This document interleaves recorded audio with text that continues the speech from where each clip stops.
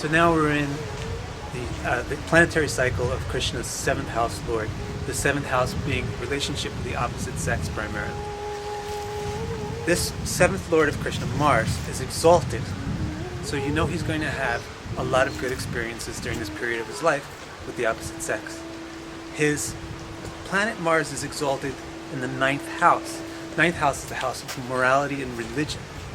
So this is illustrating that Krishna's love life and his passion and his romance is fundamentally religious in nature. It's a dichotomy.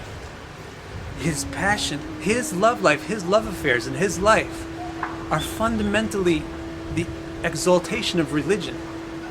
They're fundamentally moral, even though they have a passionate, exaltedly passionate appearance. In Krishna's seventh house is Rahu. See, when you have a planet having a chronological cycle, the planets who occupy the houses owned by that planet become activated as well. So for example, in this case, Krishna is in the cycle of Mars, and Krishna has Rahu in Scorpio. So therefore Rahu is becoming activated because Scorpio is owned by Mars. Scorpio is Krishna's seventh house. Rahu occupies Krishna's seventh house. Rahu is a planet which defies everybody. He's bigger than anybody, he's louder than anybody, he does everything that you're not supposed to do. But he does it for a purpose. The purpose is to cause a revolution. The purpose is to bring about something new and better than ever existed before. This is the nature of Krishna's love life. Defied all social norms. Here comes God, and he's going to do things which are completely socially unacceptable. He's going to have romantic dances in the middle of the night with hundreds of women. It's completely socially unacceptable. This is Rahu in his seventh house, while his seventh lord is exalted. But it's fundamentally moral. It's illustrating the principle that life is meant for pleasure, and the supreme life is the supreme enjoyer. Krishna is the supreme enjoyer. God is the supreme at enjoying. And what kind of thing is he enjoying? He's enjoying selfless, unconditional love.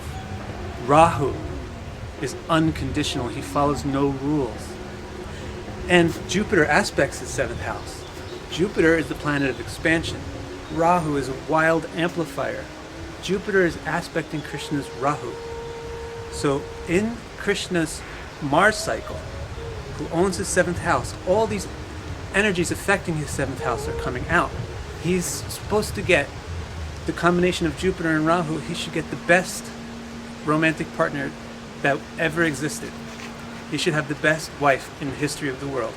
And he should have the most enormous number of partners. And that's exactly what Krishna had. He's paired to Srimati Radharani, who is this topmost divine feminine being. That's his romantic partner, Srimati Radharani, the supreme goddess of all goddesses. And Krishna had Radharani's friends. Radharani had 8 principal friends. If you think 8 is a lot, those friends had 100 other friends. And if you think that's a lot, later on in Krishna's life, he married 16,100 other women whom he rescued from a tyrant. This is what Krishna's seventh house is showing: unheard of multiplication and unheard of opulence. So after the Mars cycle will always come Rahu's cycle. Rahu is a very wild, abrupt, and radical planet. And he always destroys something old and gives something new that's vastly different than what was there before. In Krishna's case, his Rahu cycle began just as he's becoming 10 years old. There is such a dramatic change in his life at this time. It's almost unfathomable. Suddenly, instead of sending demons to kill Krishna, the king sends Krishna an invitation. Please come to this sporting event. Krishna is summoned to the city, out of the country, goes to Mathura, winds up killing the king that same day, because the king tried to kill him in this sports event. Krishna winds up killing him with his bare hands. reunites with his biological family, who he has not seen for 10 years. He has not seen these people in 10 years, his grandfather, his real mother, his father. All of a sudden, out of the blue, from one day to the next, basically, he's leaving all of his foster parents, all of his friends and family in the country, suddenly leaving them and then returning to the city, reuniting with his birth parents, killing the person who's been trying to kill him for 10 years, and is made into the king. Within a month,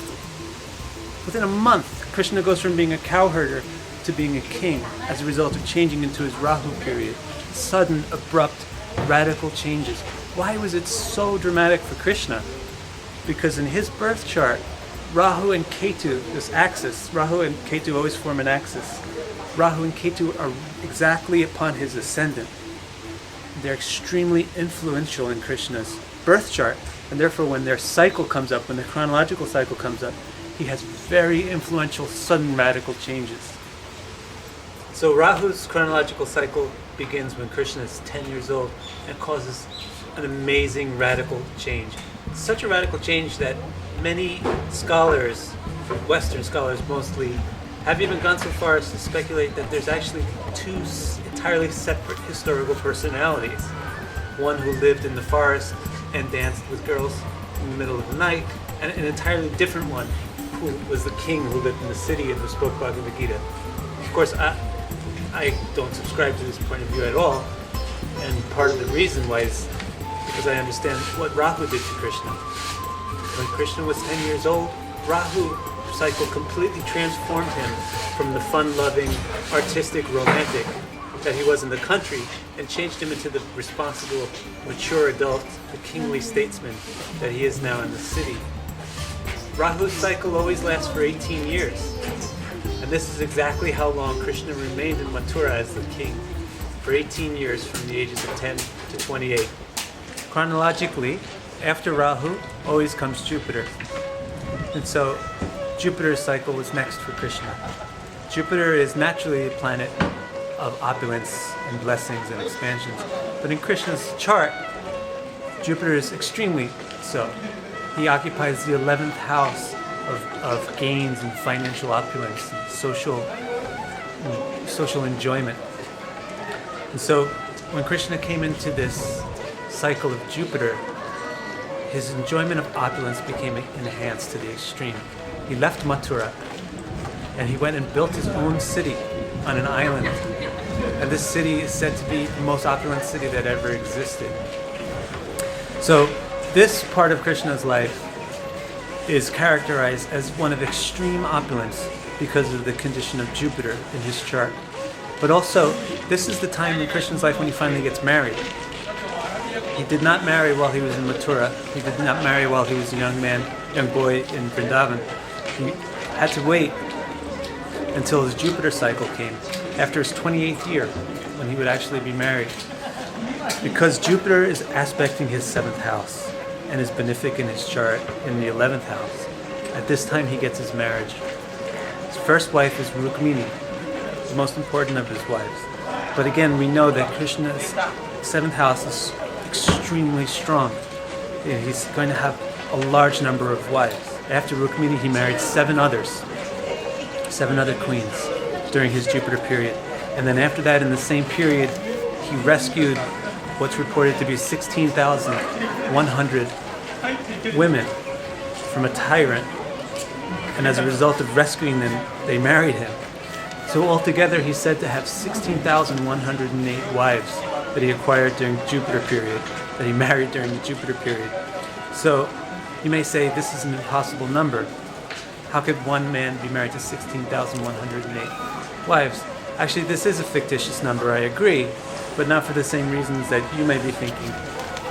I feel that it's just a number to indicate that this is God. And God is infinite.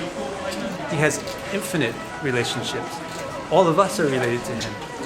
There's infinite number of souls who are his wives or his girlfriends or his lovers or his friends or his parents. So these numbers are merely indications, but I wouldn't say they're exaggerations. I would say they're on the small side.